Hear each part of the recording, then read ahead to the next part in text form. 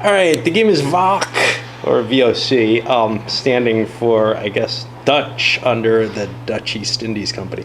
This is one of a series of games I've been buying recently on the expansion of the Dutch trade, etc. All right, this one's very weird, though. And let's take a look at what we've got. First of all, there's two different versions of the game, one of which plays from 3 to 5 players, and one which plays only 4 or 5 players. The 4 or 5 player game is the basic game, and I'll go through some of the differences between them before maybe. I'm not going to be able to give a playthrough for this for some reasons that'll become obvious as you start to see the rules for it. The rules, I assume that's in German. I'm not sure if it's German or Dutch, to tell you the truth. Maybe it says in the things. Yeah, it's a German translation. Okay. It would make sense if it was Dutch, except there's no market for Dutch games, I guess. Okay. So you have a number of things on the board. First of all, you have this board here, which represents some trade goods in various ports, and you have different things. So you have coffee here, you have pepper all over the place. Oh, that's not pepper. You have cinnamon, blood, I think that's supposed to be silk, nutmeg, maggots, and weed. I don't remember. Cloves and tea. Okay, great. Oh yeah, and roaches. You have a little box for Amsterdam. That's where some cards are going to go. You have 4 ships that are going to correspond with these 4 wipe clean maps. 2 of them will cover the eastern side of the board, and they're the same for those. And 2 of them will cover the western side of the board, and 2 of them will cover the eastern side of the board. And they're identical other than that, except they have the name of one of the ship's masters on them. Okay. Also comes with some cubes. Money that's going to be here that would be sorted out. And it's really kind of funny because if you look, there's these tiny little ones in here, and it's different sized money. And different sized money makes sense, but in this case, it can be pretty severe. You have a little warehouse which you're going to hold up to 2 goods in. You have these year markers which correspond to the different years of the game. They're only used in the advanced game. And you have a pen. Okay. So the object of the game is to make the most money. No big shock there. For the ships, you've got 2 sections. This is where crew members live, and this is where merchants live.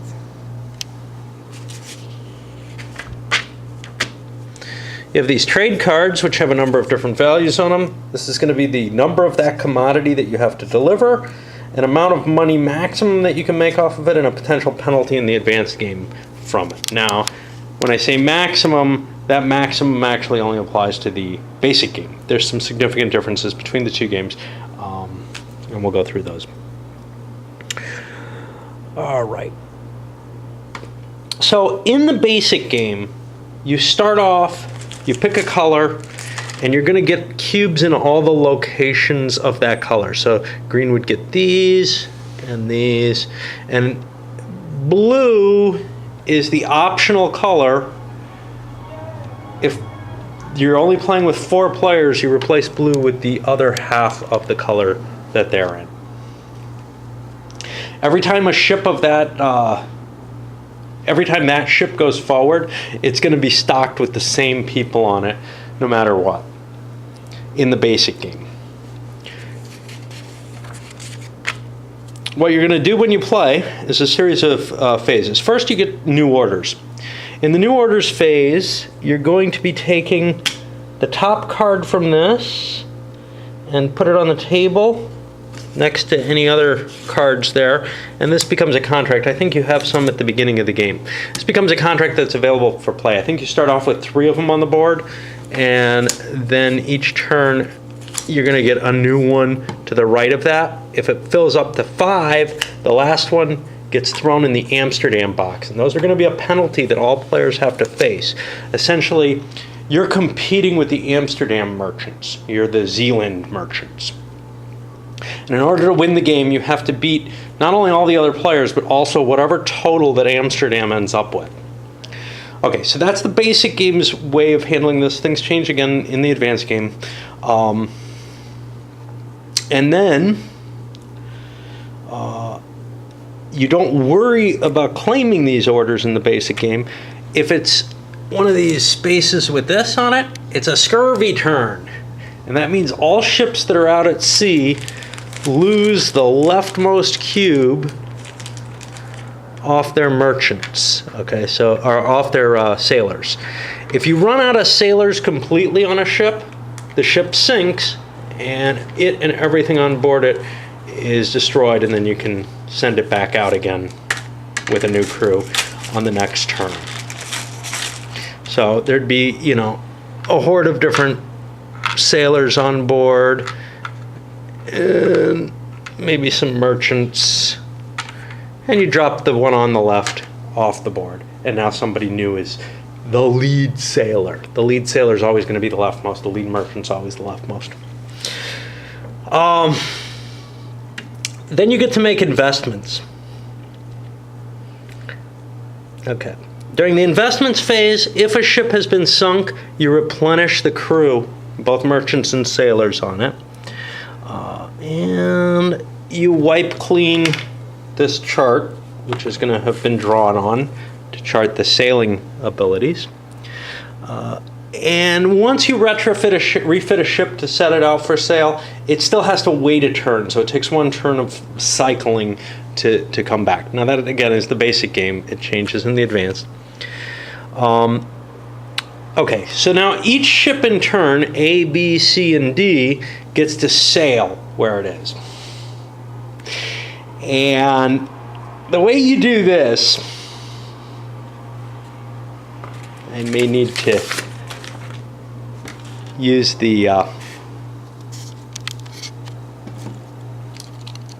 tripod here. I should have hooked it up beforehand, huh? Okay. The way you sail is you're going to draw on this map, this little plastic erasable map. And I seem to be one leg shorter than the rest. Okay. Let's see if we can see that. We cannot. All right. So I don't know where to put this that I can see it. There, you can see it sort of. I'm going to move these things that are under my tripod and slide this over a little bit. Okay. Very tiny tripod. Let's see if we can see it there. Okay. So what I'm going to do is, hey, it's pretty easy. You know, right? You start back here and you got to draw a line to a port, and then you just draw to other ports that you want to visit and everything, right? There's one tricky thing with this. You got to do it with your eyes closed. Yeah. So, to show you an example, if I want to go here, well, I mean, it would be very easy with my eyes open to do it. But if I run over to land, anybody who's playing should be watching and should tell me, land ho, you just hit land. If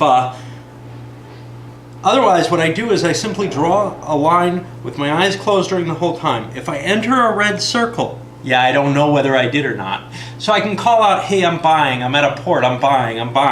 And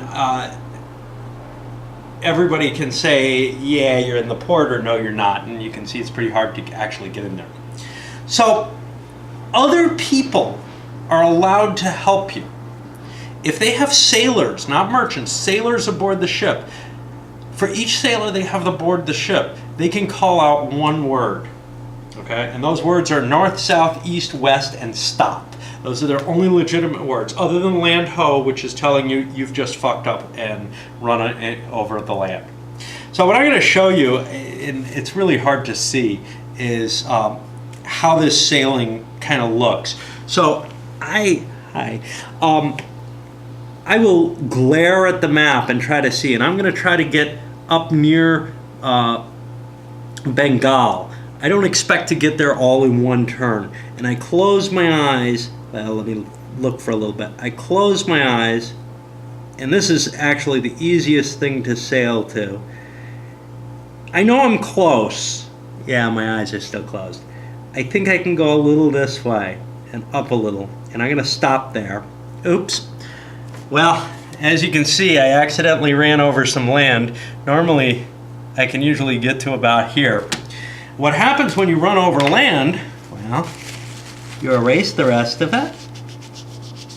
That doesn't seem too bad. You put a little X there.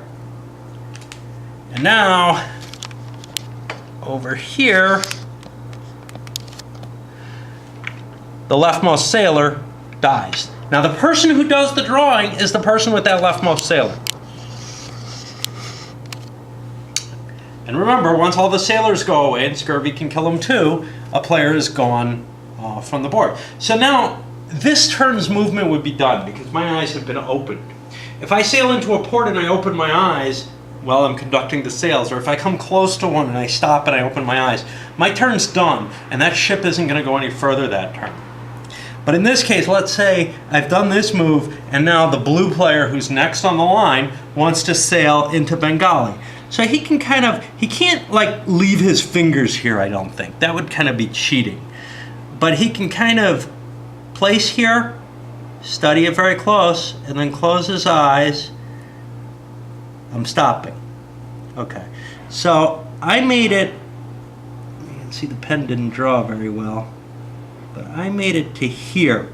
I think I missed getting inside the circle, but I'm right at the edge, and I certainly didn't hit land. So, you know, you can kind of house rule how much that's going to matter, but I think I made it there close at least, which close enough that on my next turn I can make it pretty easily. All right, so that's fun with the tripod. So that's kind of the exciting part about the game, is that you have this strange mechanism for sailing around in the game that really, you know, stands outside of the norm. Let's go through the rest of the rules, because that's sort of the big selling point to the game, and that's the cutesy little mechanism that makes this game very different from anything else. Okay, so after you go sailing around the world, well, once I landed there, let's say I had made it into the port there legitimately, and that's pretty close, then each merchant in order is allowed to pick the stuff up. Now over here in Bengali, there's 4 silk, so red could pick up a silk, blue could decide, no, I've got something else I want, red could pick up another silk, whatever. So that the different players end up grabbing commodities as they like them. And to some extent, they have to kind of work together to get to the ports that they want to work to. And that's where the calling out, etc. helps. And usually, you would be playing this, well, you'd always are supposed to play it in 3 or more players, and the more the merrier. So if you have like 5 people, 3 people could be together on a boat without it being a big deal. They might all be in favor of that boat doing a certain mission. They may negotiate that out or whatever and make things work pretty well, and then try to help each other. They also will have a lot of cubes on here so they can cover significant losses and carry back a significant amount of cargo, because each merchant can only carry one thing, and once he picks something up, he can never swap it for something else. He's got the goods that he bought in the East and nothing else. Okay. The way you make it back is by sailing back onto or under this line. That's where you kind of start from. If you do that, you can go back to Europe, and then you're allowed to sell your goods, and we'll go over that in a moment. You could sail a complete line, keep your eyes closed, make a trade, and then sail back if you were just a god and, you know, completely memorized these maps and had them. But this is the easy map. And you can see I had some trouble there, and I've had some practice. This one becomes quite hard, where you've got this, you know, Indonesian islands kind of as a barrier for you getting to any of the locations that you need to go to. And that's quite obvious on this map as well, how hard it is to navigate through here. Now, strangely enough, this was not that hard to navigate through historically. So, you know, the big hard navigation part is the part getting you here and getting back, to tell you the truth. Not so much once you're in here. Once you're in here, the seas largely were okay. There were some troubling ones, but as long as you stayed near the coast, you could, you know, handle things throughout the area that's covered in the game well. So it kind of fails with that, but there's something cute about the mechanism that makes it, I don't know, almost like a fun party game in that aspect. All right, once you do go back and you make your sales, the way they're going to work is like this. And I haven't played the basic game, so I have to kind of reread this a little bit. So you have a minute after the ships come back to cut deals. Deals are, you know, like, hey, I've got some pepper. If that's what this is. No, that looks like something else. Yeah, I think that's pepper. I've got some pepper, and you need 2, and you've only got 1. I'll give you 1 pepper if you give me $4 out of the 10 that you're planning on getting. You start off with some cash on hand out of this pile, so you can make some deals like that. You could also trade goods with each other, etc. And then players are going to be satisfying these contracts. Again, this is the basic game. Let's say I have 2 pepper here. Well, I can claim $10 for that 2 pepper. But if somebody else can claim that contract, if they have that 2 pepper, they can underbid me. They can say, I'll take 8 for that pepper. And at that point, whoever makes the first bid gets it at that bid. You'd have to undercut them to get another shot at it. And you continue along that way. Now that changes completely, and that sort of interactive type weird chaos goes away in the advanced game. So never fear there. Some of them have options. So for example, this one would be, I think, 2 pepper or 4 coffee, and it's worth $19. Remember, if you don't satisfy these, they go into the Amsterdam pile, and there they're going to count against everyone essentially. Okay. At the end of each year then, the ship's going to move forward, and this doesn't really matter in the basic game. It's an advanced game thing that'll change hands. Okay, as soon as this card shows up, the game's over. And extra cards up here don't count against anything. You compare what Amsterdam has to what money every player has collected. So if I had scored this card, the card would get discarded, but I'd get 10 dollar type things. All right. What's different in the advanced game? In the advanced game, new cards only come up on scurvy years.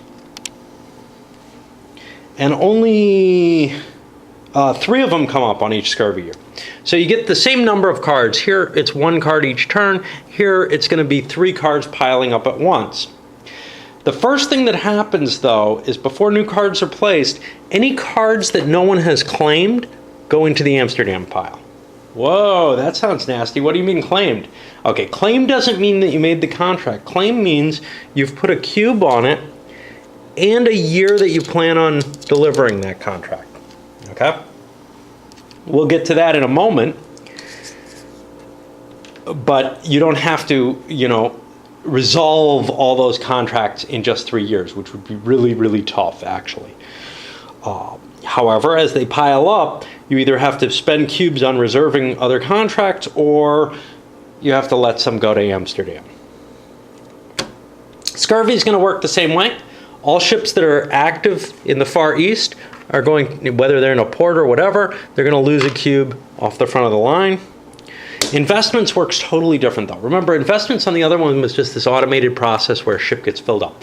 On this one, each player, starting with the guy who has the Burgermeister card, gets 2 actions. 1 action, everybody gets 1 action, then everybody gets a second one. Those actions consist of one of 2 things. You can either drop up to 4 cubes on one ship of your color,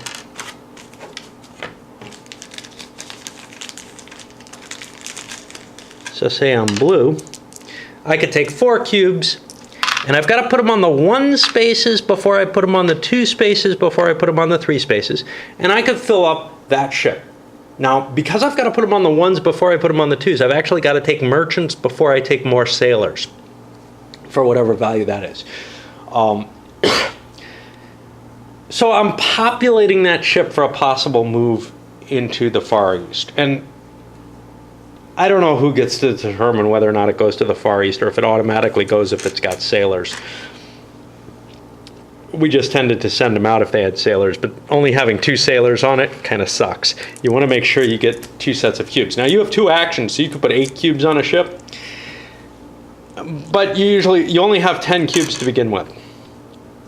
So that's kind of rough. Alternatively, you could use an action to put a year and say your contract is going to happen on that year and it's yours. Okay. Anyone can take their own action to supersede your contract by claiming they're going to take it on an earlier year if there's a disc for that earlier year. There's 1 disc for each year in the game. Obviously, as you move along, the discs for the earlier years become absolutely valueless. To make up for that, if all the years that are on the board are all in play on the cards already, then you're allowed to put a cube on a disc as an additional 1602 card. But what's kind of hard is early in the game you drop a 1602 on something. Well, you may not want to do that for a couple of reasons. One, you could be undercut. But if you're in a friendly game and people don't want to do that to you, and they're competing with Amsterdam, they may not. Well, then they may want to play their cubes on other cards, and sort of the time, the time span of when your contracts are due gets tighter and tighter as you go on, which is a little weird. So I think it's better if people are a little cutthroat about putting these dates down, because then they don't just take the latest date possible. But whatever. Okay. So those are the 2 things you can do. You could fill up 1 ship with up to 4 cubes, or you could claim 1 contract with 1 of your cubes. And you've got to have a cube. You've only got 10 cubes. You've got to have 1 to take a contract to claim it. And a year. And now remember, every one of these, if Amsterdam, if you hit one of those and a contract does not have a cube on it, it goes to Amsterdam. And there's, 8 points for Amsterdam. Okay. What do you have to do about these? Well, if the turn that you claimed you're going to hit something on comes by and you haven't made your delivery yet with it, you haven't sold it yet, you get a penalty of this much money. And if that drops you below 0, and you start with $10, you lose the game immediately. You're out. You don't get to play anymore either. On the other hand, if you manage to deliver the contract, and you can still make deals to deliver contracts, you get the full value of this. There's no bidding to undercut here. See if there's anything else that's different in the advanced game. This is all I've played. Yeah, when you fit out a ship and put cubes on it, you can sail immediately the turn that you put any cubes on it. And on the new year, each new year, the Burgermeister card passes to the next player. Still, the game ends when the Vok card is played. Any cards that have any contracts that have not been fulfilled, they don't serve as any penalty, they don't serve as any bonus, they don't go into the Amsterdam pile. You add up cash on hand, compare it to the Amsterdam pile, see if anybody won. All right.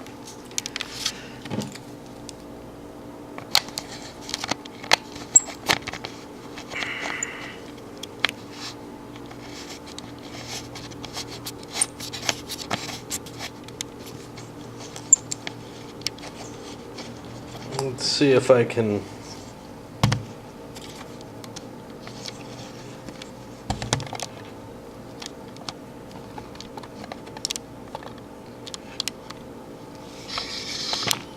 Howdy. All right, this is just a quick hit, and I haven't played this. I've only played it once, and then not by the rules, only 2-player, which is all too often the case. It was a lot of fun in a silly sort of way. It was really enjoyable not being able to make it to where you want it to be. Really, really hard to get the drawing down, especially on the Far East as opposed to the Indian side. but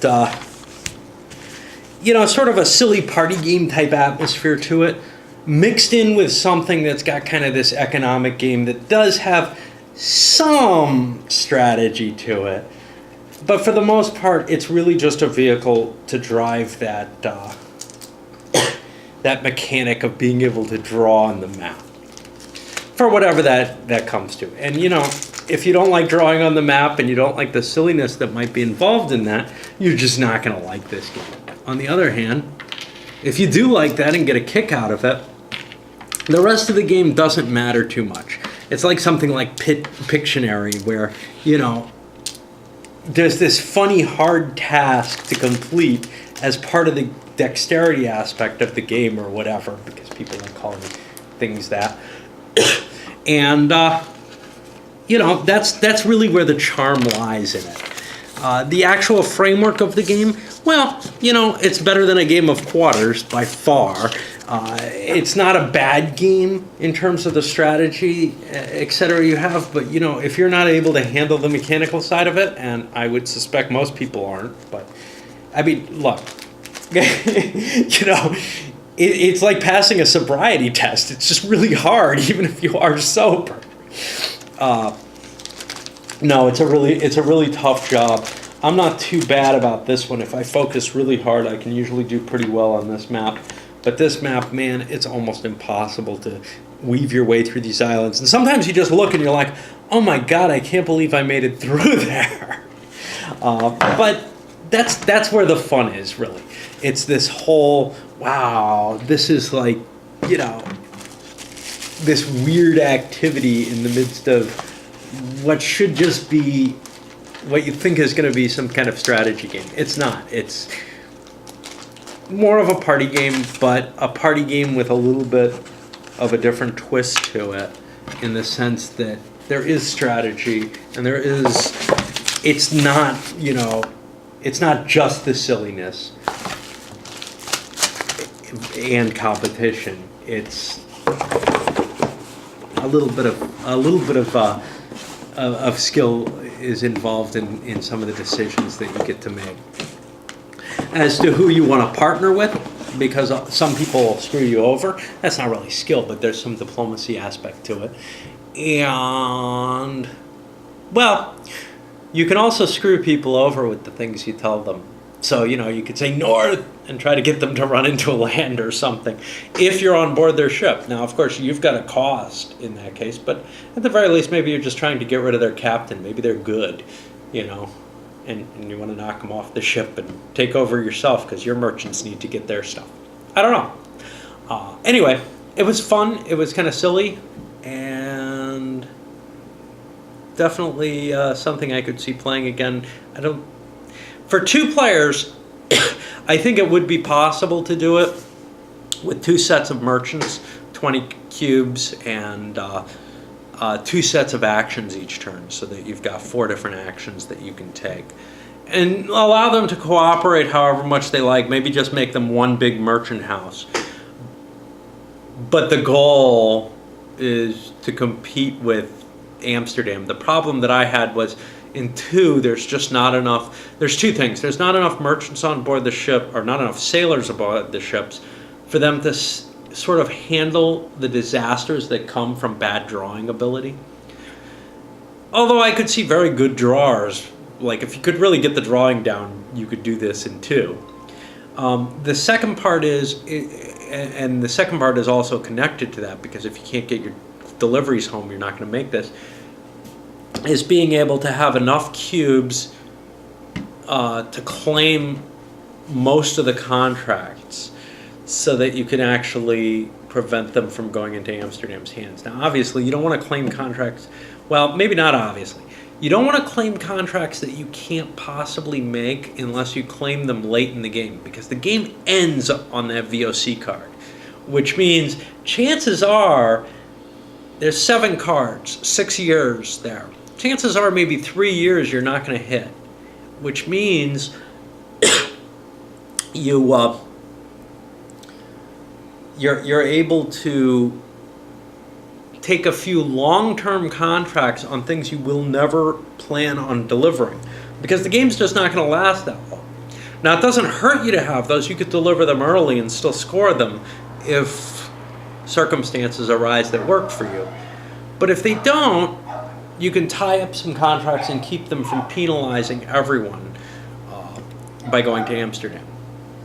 The other side of that, though, is you've really got to watch what your crew's doing. It's kind of a neat thing where the scurvy comes around and you know you're going to lose a crew member due to scurvy. So you may have to take a lot more risks on your sailing to get home because of that. And that kind of adds this tension aspect to it all. That makes it a little bit more fun than just the drawing aspect does. The rest of it,